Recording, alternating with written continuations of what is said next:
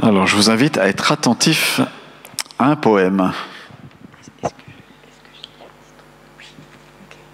L'adoration, écho du cœur. Ce que Dieu désire plus que 1000 discours, ce sont des cœurs ouverts, adorant sans détour, qui tracent des chemins où l'âme enfin repose, en communion pure face à sa grâce grandiose. Peu importe le lieu et qu'importe le moment, au travail ou chez soi, c'est l'âme qui l'attend. Une offrande secrète, dans un souffle ardent, où le ciel et la terre se touchent doucement. Trouver l'adoration, c'est un lieu éternel, un jardin de senteurs où le cœur s'émerveille, où la grâce du Seigneur se fait douce et fidèle, et l'esprit en repos s'abandonne à l'éveil. Le Saint-Esprit guide chaque pas, chaque geste, en une danse sacrée où l'amour manifeste, dans l'abandon complet où la vie se déploie. Je suis ébloui, sa grâce me comble de ses joies. Au ciel, l'instant se fait sans fin. Monte alors devant le trône du Fils mon parfum, dans une perfection qui jamais ne m'appartient, et reçu à jamais mon offrande, c'est certain. Que l'adoration soit le cri de mon être, un chant sans fin pour celui qui fait naître la vie, l'espérance, l'amour, bien loin du paraître, en lui, par lui, pour toujours l'adoration, l'adorer en admirable maître. Merci beaucoup.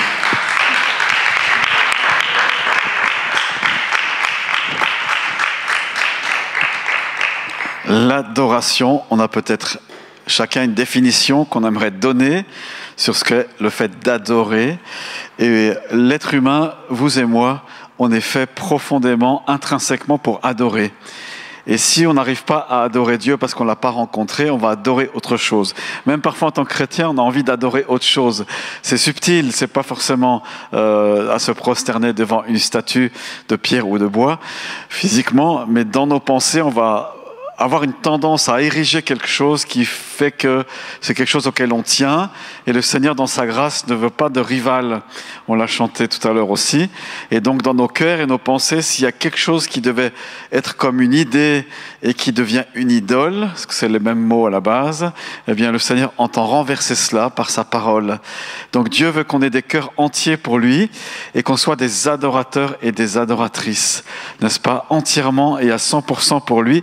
Et en fait, l'adoration, c'est un des combats les plus forts qu'il y a dans l'Écriture et dans la vie de tous les jours. Regardez autour de vous, que ce soit dans nos médias ou partout, il y a toujours un combat par rapport à l'adoration. Le diable, il veut tirer la couverture à lui en disant « Non, mais si tu m'adores, je te donne ça. » Et puis Dieu dit « Non, mais tu n'auras pas d'autre Dieu devant ma face. » Donc, il y a une bataille qui est là. C'est vraiment une bataille sérieuse. Parfois, quand on veut être dans la louange comme ce soir, on a des batailles dans les pensées. On est en train de lutter. Ben oui, parce que l'adoration, c'est une vraie lutte. Et quand on arrive à pouvoir finalement rapidement vivre ou entrer dans l'adoration, je ne sais pas si c'est la meilleure expression, alors là, on peut être ébahi, comme ce poème le dit, être en extase devant la présence de Dieu.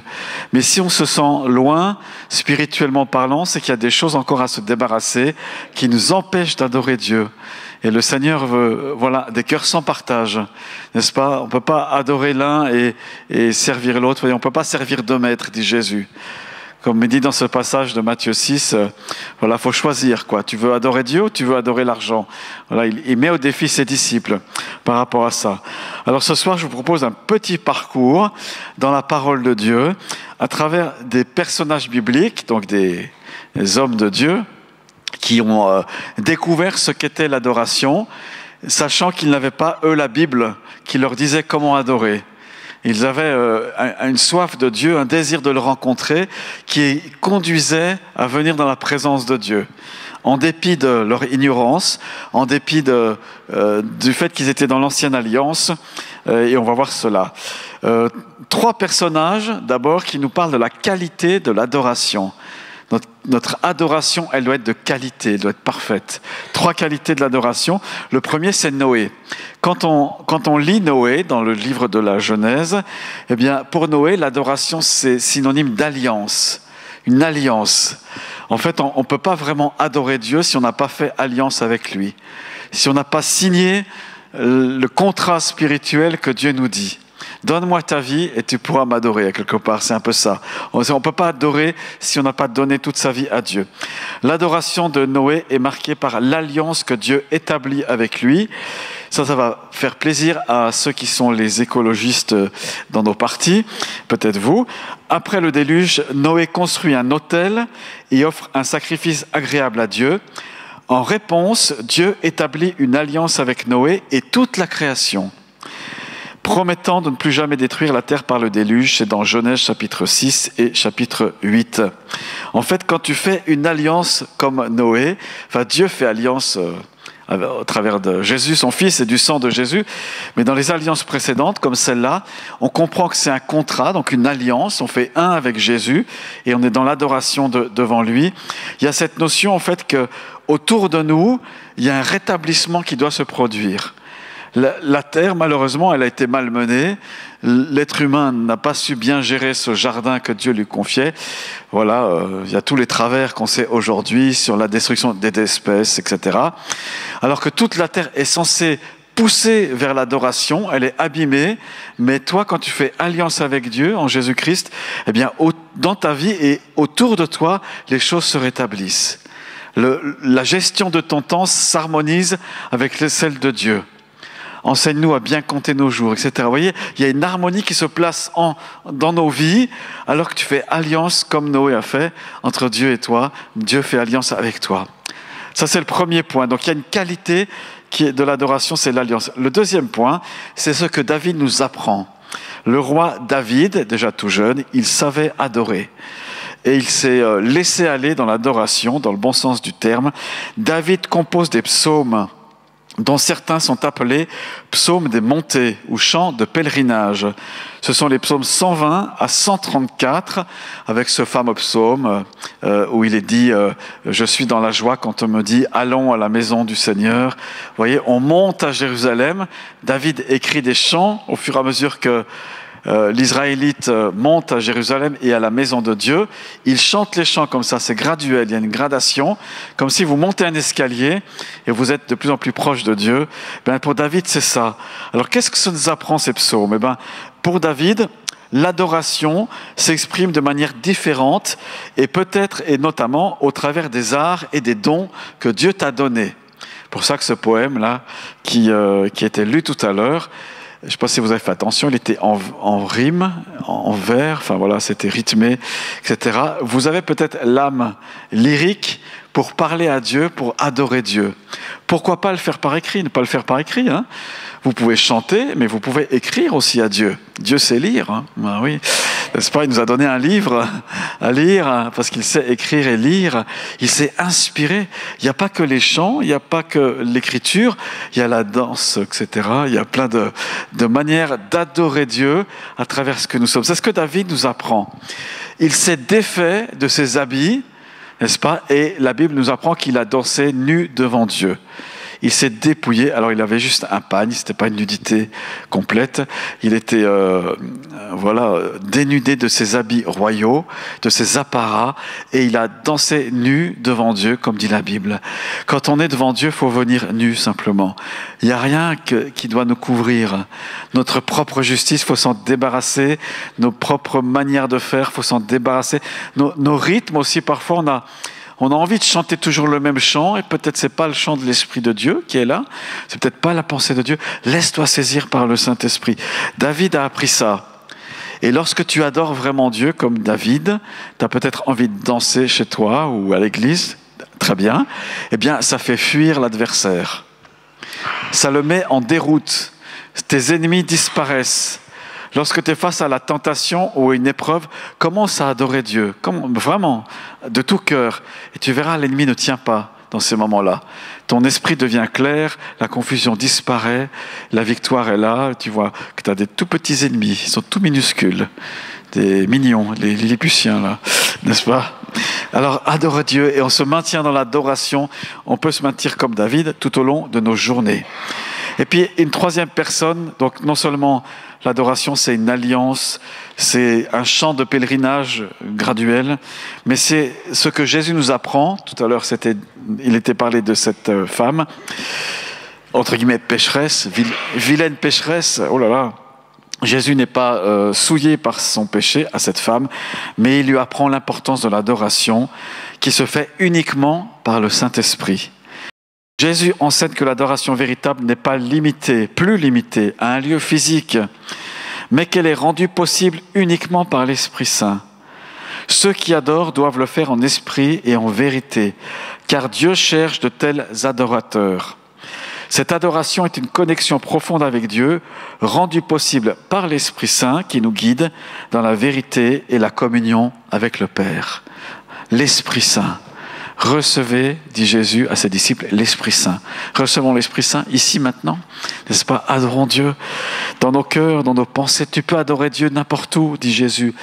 Et imaginez si on était resté à avoir la maison, le temple de Dieu à Jérusalem uniquement, et c'est que là-bas qu'on peut adorer. Une fois peut-être, si on a des sous, on aurait pu venir à Jérusalem pour adorer, comme font les musulmans ailleurs. Mais non, Jésus il dit, mais tu peux adorer en tout lieu. En tout lieu, tu peux venir et adorer le Père. Et le Père, il recherche ça. Il y a un désir intense chez notre Père céleste d'avoir ton adoration et que tu sois son adorateur. Et je te mets au défi cette semaine, tu intercèdes pas du tout, allez chiche, tu fais pas du tout d'intercession, mais tu t'occupes du Père Céleste, de le soigner, de l'adorer, de prendre soin de lui. Père, je viens à toi, qu'est-ce qui te ferait plaisir? Et puis tu vas voir que Dieu ouvre un chemin. Et c'est parce que tu laisses l'Esprit Saint régner dans ta vie. L'Esprit Saint conduit toujours à être tes adorateurs. Alors voilà, s'il te pousse à intercéder, tu vas intercéder. Ne fais pas non plus pas s'entêter, bien sûr. Mais c'est ce que Jésus nous apprend. Et Jésus, il a adoré par sa vie, par son ministère, par ses paroles. Il a toujours conduit au Père pour que ses disciples donnent l'adoration au Père Céleste. Donc avec Noé, c'est une alliance. Avec David, c'est un chant de pèlerinage. Avec Jésus, c'est uniquement par le Saint-Esprit. Donc tout le monde peut adorer. Amen. Maintenant, les effets de l'adoration, je n'ai pas fini. Les effets de l'adoration, qu'est-ce que ça produit dans nos vies? Alors pour Paul, là on passe dans la Nouvelle Alliance. Pour Paul nous semble dire dans 2 Corinthiens 3, 18, que si tu adores, tu es transformé à l'image de Dieu, de gloire en gloire.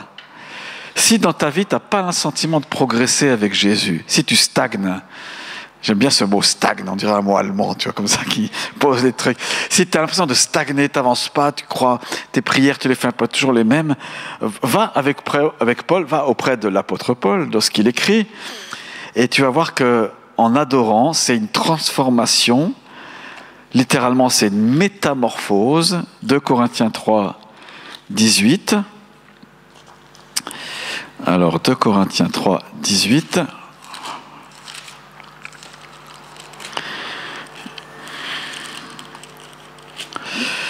Il a découvert ça, Paul. Nous tous qui sans voile sur le visage, parce que le voile c'était autrefois dans l'ancienne alliance, contemplons comme dans un miroir la gloire du Seigneur, nous sommes transformés à son image de gloire en gloire par l'Esprit du Seigneur. Il y a une transformation qui se produit en nos âmes et dans nos vies alors qu'on adore. Être des adorateurs. Tout à l'heure, on a adoré, vraiment. On a adoré, enfin, je ne sais pas comment vous étiez devant le Seigneur, mais adorer Dieu, c'est se laisser transformer. Parce que tu étais la brebis sale et qui puait, qui est venue à Jésus ou que Jésus a trouvé. Et puis Jésus, il ne veut pas te laisser sale et puant de péché, mais il vient, il te lave, il te met du parfum, n'est-ce pas? Et ce parfum, c'est l'adoration. Et maintenant, tu as été trouvé en Dieu. Alors tu es transformé de gloire en gloire, petit à petit. Il y a une progression dans l'adoration que tu peux vivre, de la sanctification plutôt, dans la présence de Dieu. Et ça, c'est tellement bon. Viens dans la présence de Dieu. On devrait tous pouvoir s'encourager en disant, est-ce que tu as adoré aujourd'hui? Il me semble que tu es de mauvais poil. Il faut que tu adores plus dans la présence de Dieu. Tu ne sens pas bon, spirituellement parlant, bien sûr. Je t'encourage, viens adorer. Viens adorer, on prend quelques minutes, on prend 30 secondes même. Parfois, c'est suffisant pour être dans l'atmosphère du Seigneur. L'adoration a un effet transformateur sur le croyant, renouvelant notre esprit, notre cœur, pour refléter la gloire de Dieu. Refléter la gloire de Dieu. Vous avez vu peut-être les JO, là, les Jeux Olympiques, j'ai un peu regardé quelques courses, quelques athlètes comme ça. Certains sont chrétiens, c'est pas le droit de le dire. Hein. Alors ils arrivent, les Brésiliens, ils ont un code. Je sais pas si vous avez vu certains athlètes brésiliens qui sont chrétiens évangéliques, ils ont fait un code. Quand ils passent devant la caméra, ils disent Jésus est Seigneur et Sauveur avec les signes, le langage des signes. Jésus est Seigneur. Je sais pas comment ils font exactement. Alors du coup, ça intrigue. Puis ils évangélisent par les signes, ils ne peuvent pas enlever les images. Alors c'est intéressant, Jésus est Seigneur, comme ça. D'autres le font sur les réseaux sociaux, ils témoignent et ils rendent gloire à Dieu. Il y avait 2 judokas féminines, chrétiennes, les 2, je crois, c'est une italienne et puis une autre, je ne sais plus, bref. L'une perd et l'autre gagne. Et puis celle qui perd était tout en larmes, celle qui gagne était aussi tout en larmes. Et puis à genoux sur le tatami, elles ont dit, viens, on rend gloire à Dieu. On va rendre gloire à Dieu, comme ça, dans le combat, à l'issue du combat. Formidable, hein? Alors, en fait, ils ont pu lire sur les lèvres ce qu'elle disait, l'italienne. Et puis voilà, elles ont rendu gloire à Dieu. Perdant ou gagnant, peu importe. Alors la gloire de Dieu, on peut être dans l'adoration en tout lieu, en tout temps. Et il y a une transformation qui s'opère, une belle transformation magnifique. J'étais à Paul, qui nous dit que l'adoration c'est une transformation. Je saute sur les écrits de Jean. Alors Jean, c'est tellement profond que quand il va au ciel, il décrit l'adoration qu'il voit. Qu'est-ce qui se passe au ciel? On a eu un songe là tout à l'heure qui nous est raconté. On ne peut pas vraiment s'imaginer ce qui se passe au ciel. Mais il y a des parfums d'adoration. On a adoré Dieu tout à l'heure, on le fait maintenant. Eh bien, il y a un parfum qui monte d'Aunay et qui va devant le trône de Dieu, qui remplit la coupe de la présence de Dieu. C'est pas rien ce qui se passe, hein? Et Dieu se souvient d'Aunay, se souvient de ton adoration et il répand une bénédiction en retour. Donc ça a un impact extraordinaire.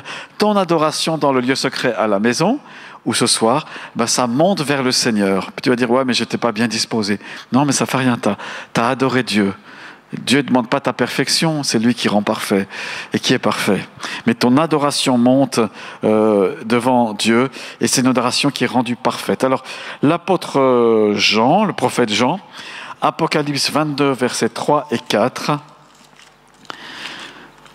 tous ces versets fabuleux nous transportent dans la réalité du ciel, qui est très réelle. Apocalypse 22, versets 3 et 4. Alors, versets 3 et 4. « Il n'y aura plus de malédiction. Le trône de Dieu et de l'agneau sera dans la ville. Ses serviteurs lui rendront un culte, c'est-à-dire adoreront. Ils verront son visage. Son nom sera sur leur front. » Dans l'adoration, il y a une complicité, il y a une communion avec Dieu extraordinaire. Il y a une connaissance, une reconnaissance et une communion. Comment connaître Dieu? On a une connaissance de Dieu par révélation. Dieu, c'est le seul qui peut se révéler à toi. Et ce qu'il te dit, ce qu'il te donne, ces révélations, c'est des perles précieuses comme ça. Il te les donne à toi afin que tu puisses le connaître. Mais il faut avoir soif de lui. Seigneur, je viens dans ta présence, je viens t'adorer. Je viens t'adorer, te rencontrer, te connaître. Voilà, en lisant l'Apocalypse, on voit cette réalité présente et à venir pour les enfants de Dieu qui est extraordinaire. Donc avec Paul, c'est une transformation. Avec Jean, c'est une connaissance, reconnaissance et communion. Puis avec Pierre, parce qu'il faut citer les apôtres. Avec Pierre, c'est une extase. Une extase, c'est féminin. Voilà. L'apôtre Pierre, lors de la vision dans Acte 10, est plongé dans une extase prophétique où Dieu lui révèle l'ouverture de l'évangile aux nations. De plus, dans son épître, Pierre rappelle l'expérience de la transfiguration sur la montagne où il a vu la gloire de Jésus, confirmant ainsi la parole prophétique. Donc pour l'apôtre Pierre, qui a des idées bien carrées comme ça, Dieu, il va fort, il lui donne une extase. Il dit, dans l'évangile que je t'ai donné, c'est pas seulement pour vous les Juifs, mais c'est aussi pour ceux qui n'ont pas entendu parler encore de la bonne nouvelle et qui ne sont pas dans mon alliance. Ah, il comprend, au bout de quelques heures, quelques jours, il comprend que Dieu il voit plus large, il voit grand. Et puis Pierre, justement, il se rappelle un épisode qui lui a été interdit de divulguer pendant longtemps. c'est ce qui s'est passé sur une montagne qu'on appelle la transfiguration. Ils sont juste quelques-uns et il y a une apparition de Jésus, une transformation de Jésus, c'est plus le même, il est plus vêtu comme avant, quelques minutes avant, et puis Pierre voit ça, et les 2-3 disciples qui sont là aussi le voient, et ils sont subjugués par ce qui se passe. Est-ce que tu es subjugué dans l'adoration ? On peut faire cette prière ce soir. Seigneur, viens m'épater, viens me subjuguer dans ta présence. Viens me donner de te voir face à face, de contempler ta personne. Pourquoi c'est important de vivre ça sur cette terre ? Parce que c'est comme ça qu'on est connu de Dieu et c'est comme ça qu'on connaît Dieu, dans cette adoration.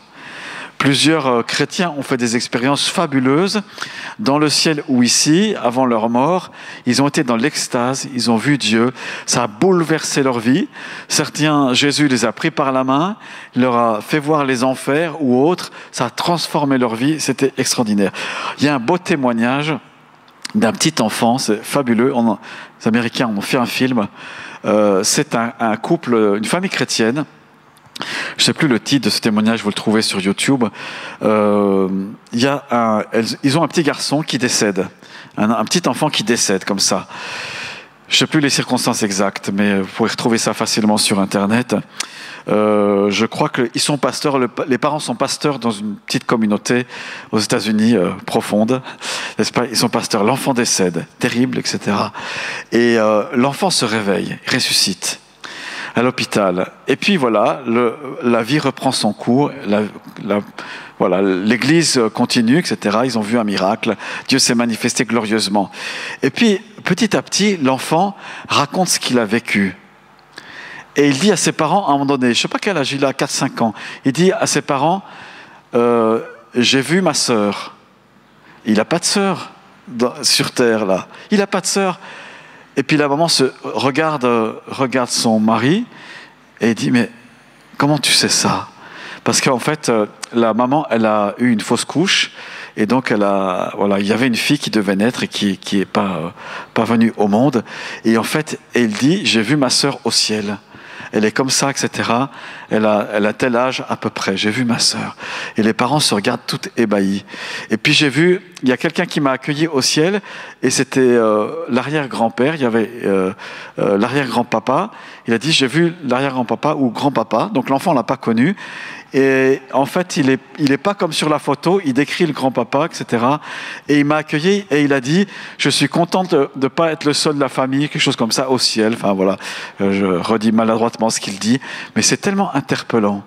Et puis il raconte en fait que l'enfant raconte qu'il a vu Jésus. Il n'a pas dit tout de suite, mais il a dit les choses petit à petit. Et il connaît Dieu, il connaît Jésus. Fabuleux, hein ? Je ne sais pas ce qu'il va devenir, cet enfant, mais ça l'a marqué. Et ça ne peut pas être faux, ce témoignage. Dieu a mis les choses en place, là, et il raconte ce beau témoignage. Si jamais, sur mon blog, qui s'appelle Spirit Cookie, vous allez voir, j'ai mis des liens et tout ça, on arrive à retrouver. Je vous encourage à aller sur place, spiritcookie.org, tout attaché. L'apôtre Pierre, qui voit Jésus transformé, voyons Jésus comme il est, face à face, et de manière glorieuse. Je ne sais pas quelles expériences tu as vécues avec le Seigneur, mais souvent, en ce qui me concerne, les quelques expériences que j'ai pu faire, c'était dans la louange et dans l'adoration, dans la communion avec lui. Je termine avec un personnage, qui est le roi Salomon, qui bâtit une maison à l'Éternel, une maison d'adoration. Sous le règne de Salomon, l'adoration prend une dimension architecturale et liturgique avec la construction du temple. Vous allez me dire, mais il n'y a plus besoin de ça, c'est vrai. Mais n'empêche que la parole de Dieu nous enseigne à travers la construction de cette maison de Dieu. Le temple de Salomon est rempli d'objets et d'arômes destinés à honorer Dieu. Il a eu à cœur, Salomon, grâce à David aussi, son père, de bâtir une maison somptueuse à l'Éternel. Les bois de senteur et l'encens qui s'élève, le parfum, symbolisent l'adoration qui monte vers Dieu. Le temple lui-même devient un lieu où les croyants et même les étrangers sont attirés par la gloire et la beauté de l'adoration qui s'y déroule. Alors on va lire 2 Chroniques 7, versets 1 à 3. 2 Chroniques 7. 2 Chroniques 7. Puis après, on va faire une petite expérience olfactive. 2 Chroniques 7, désolé pour ceux qui sont en vidéo. 2 Chroniques 7, versets 1 à 3. Lorsque Salomon... quelqu'un peut lire pour moi, parce que j'ai un peu la gorge sèche. Qui veut lire pour moi la parole de Dieu? Le texte est là. Qui voudrait? Bien, Carole. Versets 1 et 3. 1 à 3. Jusqu'à la quoi? De 1 jusqu'à là. Lorsque Salomon eut fini de prier, le feu descendit sur le ciel et brûla l'holocauste. Et les sacrifices de la gloire de l'Éternel remplit le temple. Les prêtres ne pouvaient pas rentrer dans la maison de l'Éternel, car la gloire de l'Éternel remplissait. Tous les Israélites virent descendre le feu et la gloire de l'Éternel sur le temple. Ils s'agenouillèrent le visage contre terre sur le pavé et adorèrent et célébraient l'Éternel en disant: il est bon de sa bonté et dure éternellement. Super. Il est bon, oui, sa bonté dure éternellement. Ils ont pu dire que cela. Merci beaucoup. En fait, ce que Salomon a eu à cœur de faire, c'était de bâtir une maison physique, donc voilà, d'après des plans précis, et de mettre les instruments de musique pour la louange et l'adoration, de mettre en route tous les sacrifices, de codifier tout cela. Il a fait des lignes directrices pour ça. David avait déjà fait beaucoup, mais lui, il a construit cette maison et puis mis en route tout ce service-là d'adoration de manière rituelle et précise. Et puis, on trouve une petite... clé sur laquelle je me suis arrêté ces derniers jours et dernières semaines, qui m'a beaucoup interpellé, c'est 2 Chroniques 9, versets 10 et 11. Il est dit ceci: les serviteurs de Huram et les serviteurs de Salomon, qui apportèrent de l'or d'Ophir, amenèrent aussi du bois de santal et des pierres précieuses.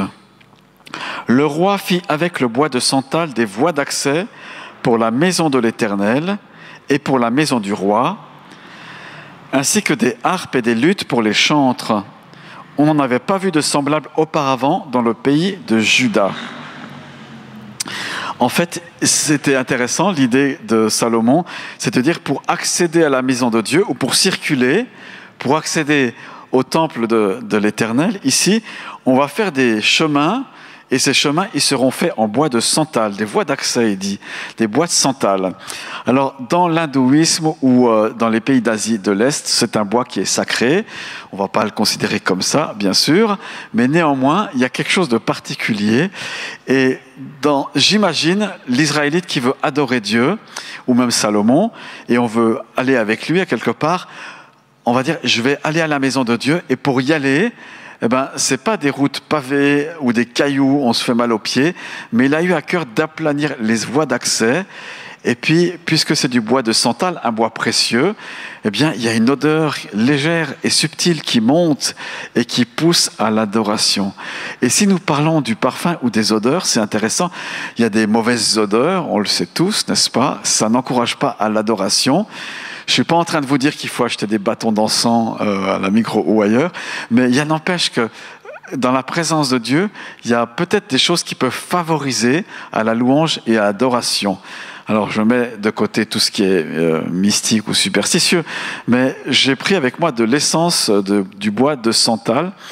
C'est les huiles essentielles comme ça. Est-ce que quelqu'un pourrait ouvrir la petite bouteille là, pour moi, s'il vous plaît, qui est dans le petit carton là, et puis déposer sur des bandelettes de papier 1 ou 2 gouttes, voilà, volontiers, génial, merci Marie-Claude, tu prends ça, voilà, et puis vous allez prendre, après, je suis admiratif de cette odeur, donc je ne sais pas si c'est la chimie qui a reproduit l'odeur, mais peu importe, voilà. Chacun, vous allez prendre 1 ou plusieurs bandelettes comme ça, de papier. Alors tu mets, sans salir le banc, est-ce que tu peux mettre 1 ou 2 gouttes sur chaque papier? Si quelqu'un veut l'aider, ce serait top. Voilà, c'est une pipette. Et vous allez voir, normalement, l'odeur va, comme c'est de l'huile essentielle, vous allez sentir cette odeur qui est subtile. Le bois de santal le plus célèbre et le plus prisé provient du sud de l'Inde, notamment des États du Karnataka, du Tamil Nadu et de l'Andhra Pradesh. L'Inde a une longue histoire d'utilisation du bois de santal pour des raisons religieuses, culturelles et médicinales. Et je m'imagine que, en allant à la maison de Dieu, l'Israélite pouvait sentir cette bonne odeur et peut-être déjà le parfum de Dieu, la guérison divine, peut-être le salut qui était là et qui pouvait le transporter quelque part, le transporter. Voilà. Alors sentez ces odeurs-là, vous allez me dire ce que vous en pensez. Pour moi, les odeurs, quand je sens quelque chose, certaines sont assimilées à un souvenir. Et tout d'un coup, je sens, ou ma mémoire se rappelle de quelque chose, là. Et puis, et parfois, les odeurs, elles me poussent à imaginer des choses, à créer quelque chose dans mon imagination. Et le Saint-Esprit, mélangeant un peu tout ça, m'amène vers le trône de Dieu. Voilà. Alors, on va peut-être déjà, tu veux, aller au piano ?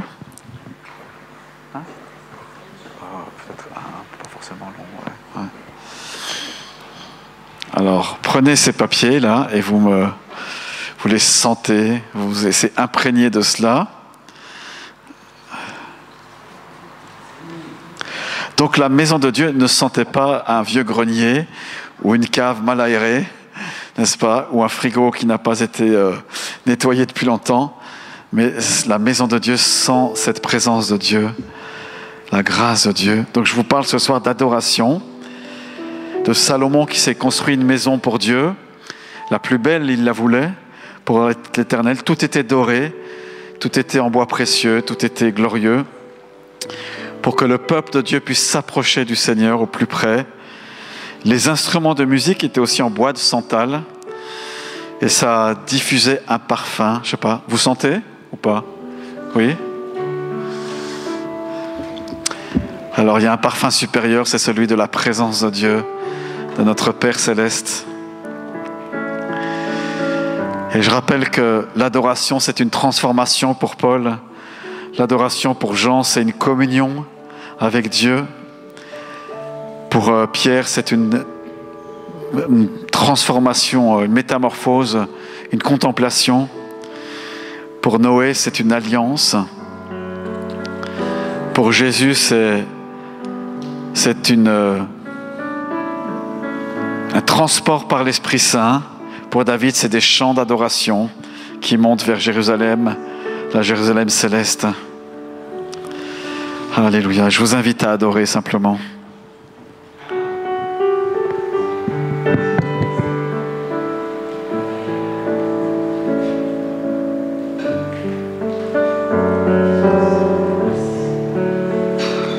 Vers toi, Seigneur,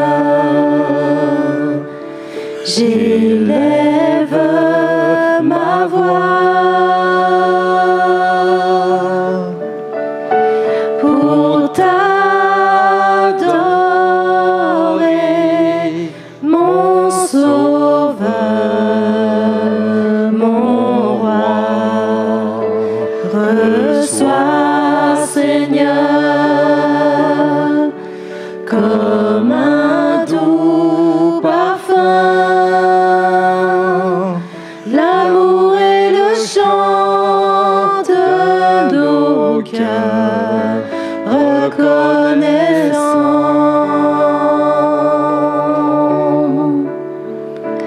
Vers toi, Seigneur, j'élève ma voix pour t'adorer, mon Sauveur, mon Roi. Reçois, Seigneur, comme un doux parfum, l'amour et le chant de nos cœurs.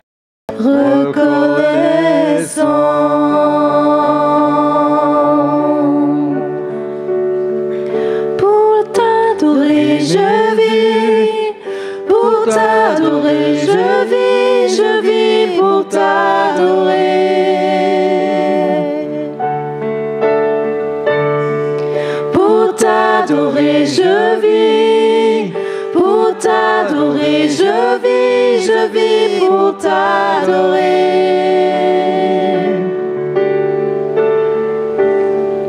Pour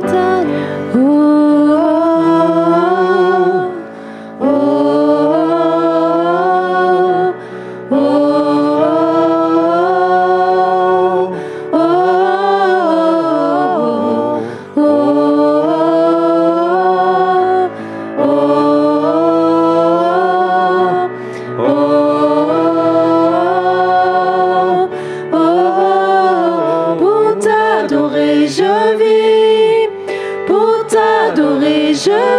Je vis pour t'adorer.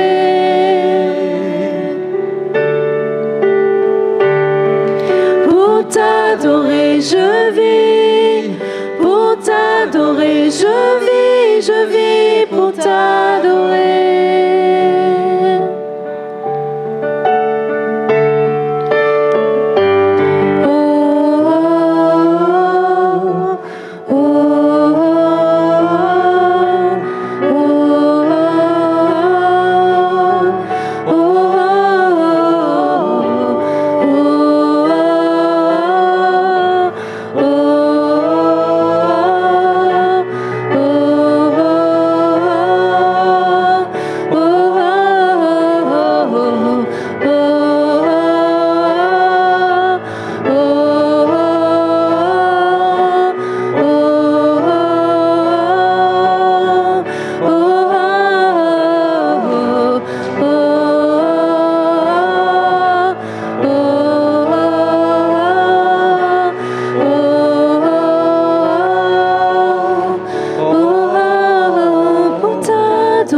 Je vis pour t'adorer, je vis pour t'adorer.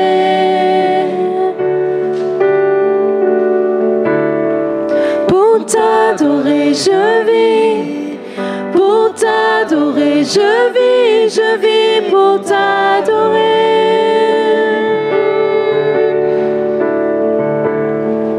Pour t'adorer, je vis pour t'adorer, je vis pour t'adorer.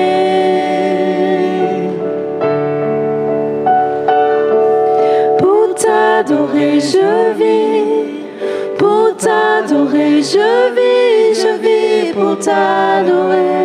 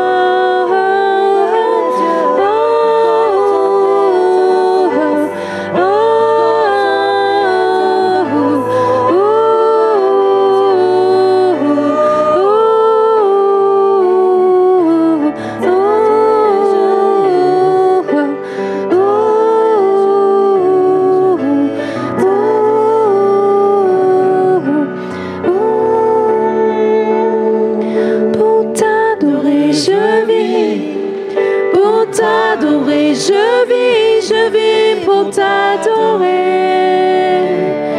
oh Jésus.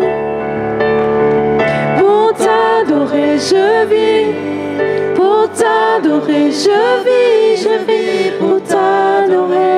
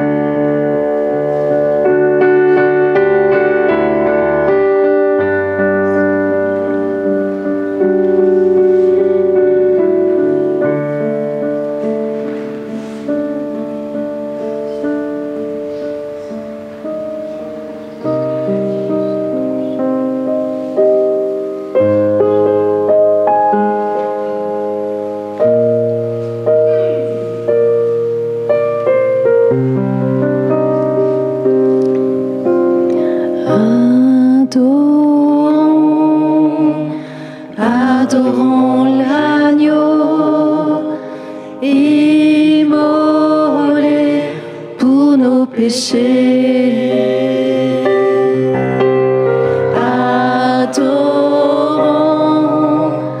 Adorons l'agneau, immolé pour nos péchés. Lui seul est digne de recevoir nos louanges, lui seul est digne d'être adoré.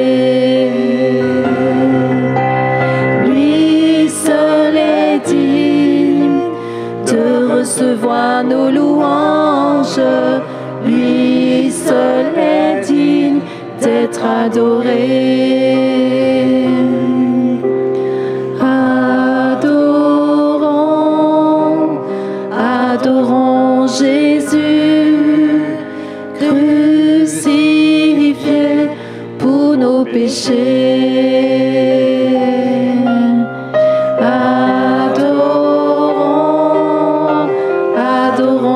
Jésus, crucifié pour nos péchés. Lui seul est digne de recevoir nos louanges, lui seul est digne d'être adoré.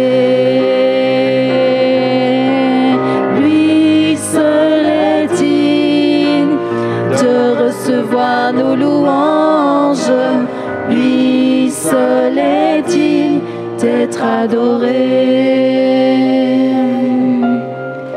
Adorons le ressuscité, Fils de Dieu, Fils bien-aimé, Fils de Dieu, Fils bien-aimé. Adorons le ressuscité, Fils de Dieu, Fils bien-aimé. Lui seul est digne de recevoir nos louanges, lui seul est digne d'être adoré. Lui seul est digne de recevoir nos louanges, lui seul est digne d'être adoré. Toi seul est digne de recevoir nos louanges, toi seul est digne d'être adoré, oui, toi seul est digne de recevoir nos louanges, toi seul est digne d'être adoré. Toi seul est digne d'être adoré.